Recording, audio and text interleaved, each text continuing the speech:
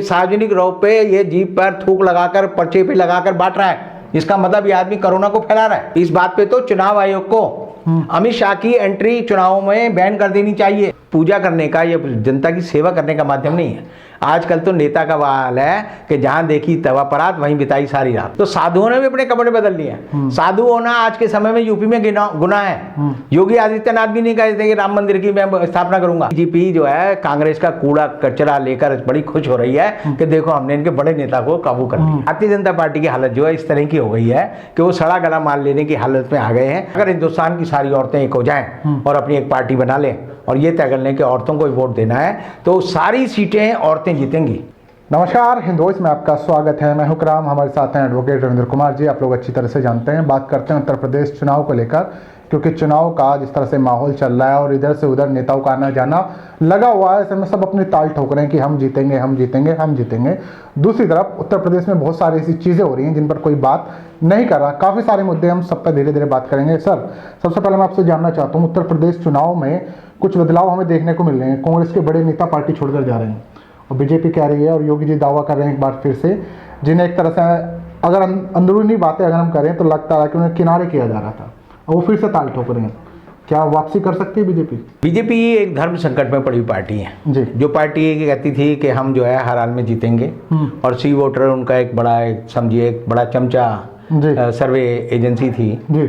और वो सी वोटर बार बार कहती थी ताल ठोक के कि योगी जी की सीटें बढ़ रही हैं, योगी जी की लोकप्रियता बढ़ रही है, मोदी जी की भी लोकप्रियता बढ़ रही है।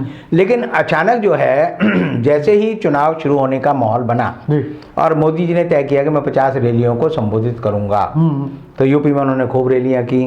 जैसे बंगाल में उन्होंने कारपेट बॉम्बिंग की, उसी तरह यूपी में अपनी रैलियां शुरू की। दूसरी तरफ समाजवादी पार्टी के अखिलेश यादव ने रैलियां की और जो रैलियां अखिलेश यादव ने की वो उनसे 20 थी मोदी जी की रैलियों से। तो मोदी जी का आत्मविश्वास थोड़ा हिल गया। इसी बीच में प्रियंका वाड्रा ने एक नारा दिया कि लड़की हूँ, लड़ सकती हूँ। तो उसका टारगेट जो था एक तरह से सोचिए बड़ा सिस्टमेटिक है कि जैसे योगी जी कहते हैं हम 80% के नेता हैं क्योंकि वो 80 बनाम 20 की लड़ाई की बात करते हैं। उस तरह अखिलेश यादव कहते हैं कि हम जो है अगड़े और पिछड़ों की लड़ाई में पिछड़ों के नेता हैं, दलितों के नेता हैं, मुसलमानों के नेता हैं। तो वो भी जो है 100 में से जो है 60 की अपनी दावेदारी पेश कर रहे थे। और प्रियंका वाड्रा ने जो नारा दिया वो एक तरह से जात पात धर्म आपकी भाषा उस सबसे हटकर जो है वो 50-50 की लड़ाई का जा रहा कि लड़कियों लड़ सकती हूँ, मतलब 50% लड़कियाँ जो है आज के समय में हिंदुस्तान की वोटर हैं। जैसे नया आंकड़ा कहता है कि देश की पॉपुलेशन में 1000 आदमियों के पीछे 1020 औरतें हैं।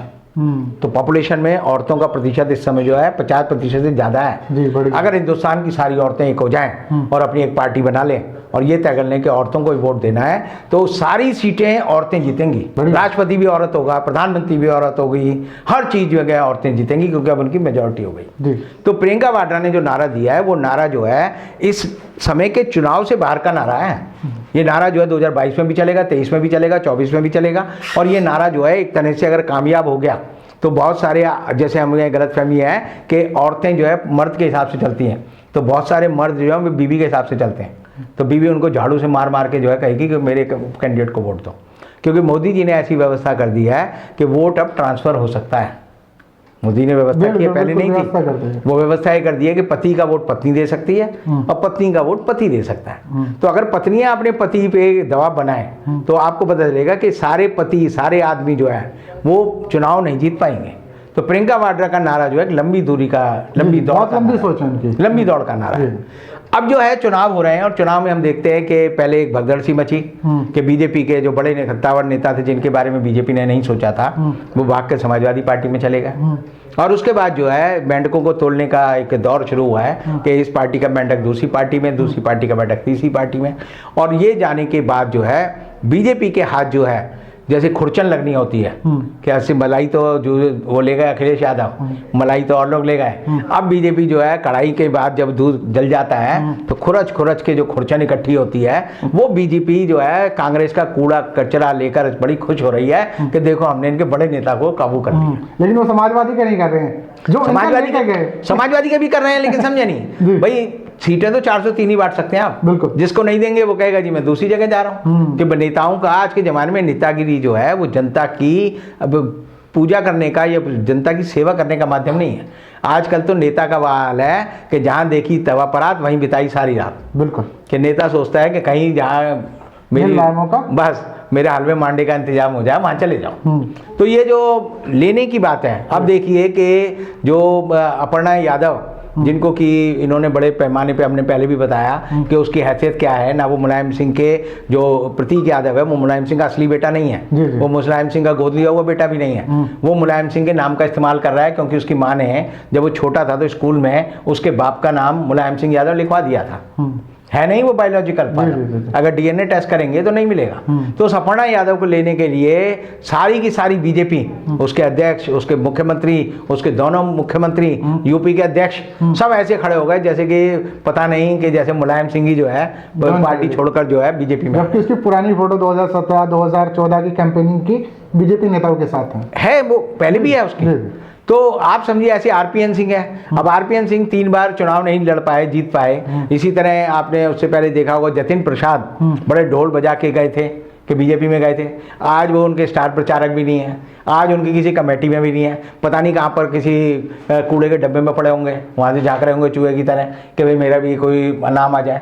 तो ये जो कूड़ा कचरा लेने की आदत है बीजेपी की, तो दरअसल इनको जो है कि जैसे आप जब कुजड़े के पास सब्जी खरीदने जाते हैं तो अच्छे माल तो चुक जाता है, फिर उसके बाद वो रह जाता है वही कटा छटा सड़ा गला, और फिर वो आते हैं वो होटल वाले, वो कहते हैं भाई सबसे सस्ता कौन सा है, तो सड़ी हुई मूली ले लेंगे, सड़ा प्याज ले लेंगे, सड़ी जो है आलू की सब्जी ले लेंगे और फिर कहेंगे जी इसकी सब्जी बना के खिलाएंगे। तो भारतीय जनता पार्टी की हालत जो है इस तरह की हो गई है कि वो सड़ा गला माल लेने की हालत में आ गए हैं। और कांग्रेस का कूड़ा कचरा हो, समाजवादी पार्टी का हो, बीएसपी का हो, सब जो है आज के समय में तो जो लॉन्ड्री है उनकी, जैसे गंदे कपड़े धोने की लॉन्ड्री में सारे गंदे कपड़े कौन से जाते हैं, जो सुहागरात के कपड़े होते हैं, जो मरीजों के कपड़े होते हैं, वो धोने का काम करते हैं। तो बीजेपी आजकल जो है धोबियों की पार्टी हो गई है। यहाँ पर जाओ कोई भी माल जो है वॉशिंग पाउडर में धुलवा लो। अच्छा, ये सर एक चीज़ और जानना चाहता हूँ, ये जो इनका हिंदुत्व वाला, राम मंदिर वाला या और बहुत सारे मुद्दे थे, ये उनसे क्यों हट गई है? ऐसा उसकी कोई मांग नहीं है, कोई सुनता नहीं है। अच्छा। सारे साधु तो जेल जा रहे हैं भाई। यति सरस्वती नंद जेल चले गए, वसीम रिजवी जो आए थे वो भी जो जितेंद्र नारायण त्यागी जी बने थे वो जेल चले गए। उसके बाद जो है कालीचरण महाराज, जो गालीचरण महाराज थे वो जेल चले गए। मानपूर्ण जेल जाने के रास्ते में। तो सारे साधुओं को पता चल गया है कि सुप्रीम कोर्ट के प्रधान न्यायाधीश आरवी रमन्ना की निगाह हमारे ऊपर है, और पुलिस को भी पता है कि उनकी निगाह हमारे ऊपर है। तो इस समय तो साधु अपनी जान बचाते हुए घूम रहे हैं।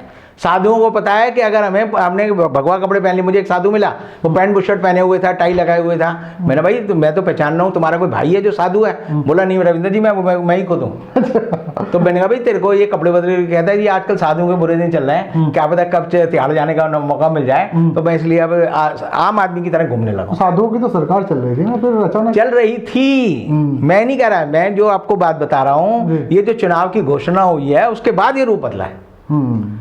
जैसे सर्दी आ गई तो सबने कपड़े बदल लिए ना, मैं भी ये पहने हुए हैं, आप भी जैकेट पहने हुए हैं, तो साधुओं ने भी अपने कपड़े बदल लिए। साधु होना आज के समय में यूपी में गुनाह है। योगी आदित्यनाथ भी नहीं कहते कि राम मंदिर की मैं स्थापना करूंगा। आपको याद है पहले चुनाव होता था तो हर नेता मंदिर में जाकर ढोक देता था कि जी कहाँ जा रहे हैं जी, मंदिर जा रहा हूँ। सब मंदिर से ही अपना प्रार्थना शुरू करते थे, मंदिर से ही प्रचार शुरू करते थे। अब जो है पहला चरण जो है खत्म होने जा रहा है।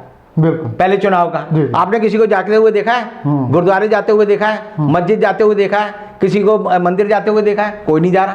पहले वो करते थे त्रिपुंड लगाया, माला पहनी, भगवा कपड़े पहने, फिर जाते थे अपना नॉमिनेशन भरने। आपने किसी को देखा जुलूस निकालते हुए? सब भूल गए। दिल्ली शहर में अगर आप अभी भी निकल जाएं तो सिर्फ एक जगह है जहां 2-4 आदमी जो है भगवा कपड़े पहने हुए या भगवा जो पटका डाले हुए मिलेंगे, वो उत्तर प्रदेश भवन है सरदार पटेल मार्ग पे। मगर अन्यथा पूरी दिल्ली में कोई नहीं मिलेगा। पूरी दिल्ली में सारे लोग जो आदमी की तरह घूमते हैं। अब वो सब भूल गए जो दिल्ली में बड़ी बड़ी पताकाएं लगा के घूमते थे, भारतीय जनता पार्टी लिख के घूमते थे, क्योंकि लोग पता नहीं कब कोई पत्थर मारे और गाली तोड़ दे। तो इतना डर उनके मन में बैठ गया है। और इसीलिए यूपी के चुनाव में राम मंदिर का मुद्दा खत्म हो गया है, हिंदू मुसलमान का मुद्दा खत्म हो गया है, साधुओं के द्वारा जो प्रचार का मुद्दा था वो खत्म हो गया है। अब ऐसी हालत में जो है भारतीय जनता पार्टी इस समय नाराविहीन पार्टी है। ऐसी पार्टी है जिसके किसी नेता की हिम्मत नहीं। अभी एक ही फोटो आई थी वो थी कैराना में जो है देश के गृह मंत्री अमित शाह पर्चे बांट रहे थे। पर्ची बांट रहे थे मृगांका सिंह के साथ। तो मैं आज तक पे देख रहा था कि वो जो है यूं लगा के मुंह और वो पर्ची बांट रहे थे। मैंने देखा वो आदमी जो है जीभ पे लगाता था अंगूठा और अपना पर्चा बांटता था मृगांका सिंह के साथ। तो मैंने कहा ये आदमी देश का गृह मंत्री है, कोरोना फैला रहा है। यानी जिस आदमी को इस बात पे तो चुनाव आयोग को अमित शाह की एंट्री चुनावों में बैन कर देनी चाहिए कि सार्वजनिक रूप पे ये जीप पर थूक लगाकर पर्चे पे लगाकर बांट रहा है, इसका मतलब ये आदमी कोरोना को फैला रहा है। जी जी, ये तो बड़ी नोटिस वाली बात थी, आपने कर ली थी। नहीं मैंने ली। इस पे चुनाव आयोग को संज्ञान लेना चाहिए। आप डिस्प्ले पे भी देख सकते हैं और डिस्प्ले पे नहीं आज तक पे मौजूद है, मैं आपको उसका वो दे सकता हूँ। वो एक तरफ इंटरव्यू चल रहा है राकेश टिकैत का और एक तरफ अंजना ओम कश्यप ले रही है। तो ये सारे के सारे वीडियो चल रहे हैं मृगांका सिंह के साथ। अमित शाह जो है जीप पर बार बार अंगूठा जो है जीप पर लगाता है क्योंकि, और उसके बाद वो पर्चे को लगाकर लोगों को बांट रहा है। तो ये जो है इस पर जुर्माना होना चाहिए। 188 की FIR दर्ज होनी चाहिए अमित शाह के खिलाफ, और किसी की उस पर ध्यान नहीं है। तो ये हताशा बताती है कि ये लोग जो है सब कुछ भूल चुके हैं। चुनाव लड़ने के लिए इनकी हालत जो है आज के समय में बड़ी, यानी ये बीजेपी की तरफ से मांग उठने लगी है कि चुनाव को किसी ने टाला जाए। आपने देखा पंजाब में पहले चन्नी ने कहा कि भाई जो है चुनाव जो है टाले जाएं और जो 15 फरवरी को जो चुनाव का वोटिंग है वो 20 को कर दी जाए। उसके बाद बीजेपी ने भी वही मांग की, उसके बाद आप पार्टी ने भी वही की, और अब पंजाब में चुनाव जो 20 फरवरी को है। तो अब बीजेपी की तरफ से भी मांग आने लगेगी थोड़ी देर में कि पूरे चुनाव को 2 महीने के लिए टाल दिया जाए। और अगर टाल दिया जाता है तो उसका मतलब आप मान लीजिए चुनाव लड़े बिना ही इन्होंने मान लिया कि हम हार गए, हमारी जीतने की हैसियत नहीं है। और इसीलिए योगी जी की हालत जो बड़ी बदतर हो गई है। योगी जी अब वहां से निकल नहीं रहे गोरखपुर से, वो गोरखपुर से निकलना भूल गए हैं। उसके बाद वो पहले कहते थे जी 1 की जगह 10 को मारो, पहले वो कहते थे कि जी हमने 56 लोगों की ATS बना दिया है और उन्होंने कहा था ये ATS जो है तो और ये सबको ठोक देंगे जी। तो अब योगी जी ठोकने की बात नहीं करते क्योंकि वो खुद ठोकने जा रहे हैं। और मुझे लगता है कि चुनाव का जो पर्चा भरेंगे जिसमें वो भरेंगे कि मेरे ऊपर इतने जो है क्रिमिनल केस चल रहे हैं, तो उसका जब पर्चा सबको पता चलेगा तो पता चलेगा यूपी का सबसे अगर कोई क्रिमिनल हिस्ट्री वाला कोई मुख्यमंत्री रहा है तो वो योगी जी रहे हैं। और वो योगी जी की पार्टी समाजवादी पार्टी पर इल्जाम लगाती है कि ये पार्टी जो है क्रिमिनल्स को वोट दे रही है, क्रिमिनल्स को जो है टिकट दे रही है, क्रिमिनल्स को स्थान दे रही है। तो पता चलेगा जिसका जो मुखिया ही सबसे बड़ा यानी आतंकवादी है, सबसे बड़ा जो क्रिमिनल है 10 नंबर ही है, अगर उसका ही इतिहास जब लोगों को पता चलेगा तो पता चलेगा कि बीजेपी किस मुंह से जो है समाजवादी पार्टी को या BSP को या किसी दूसरी पार्टी का अपराधी को किसी तरह से कोस सकती है। तो आज के समय में ये हालत है उत्तर प्रदेश में। एक चुनाव का बड़ा अपडेट था, पूरा एनालाइज था रविंद्र कुमार सर का आपके लिए। आप लोग इसे कितना पसंद करते हैं वो तो हम जानते हैं, लेकिन नीचे कमेंट जरूर कीजिएगा और इस वीडियो को ज़्यादा से ज़्यादा शेयर कीजिएगा। बाकी सभी अपडेट के लिए हिंद वॉइस देखते रहें। किसी और एपिसोड में रविंद्र कुमार सर की आपसे मुलाकात कराएंगे, तब तक के लिए दीजिए इजाज़त।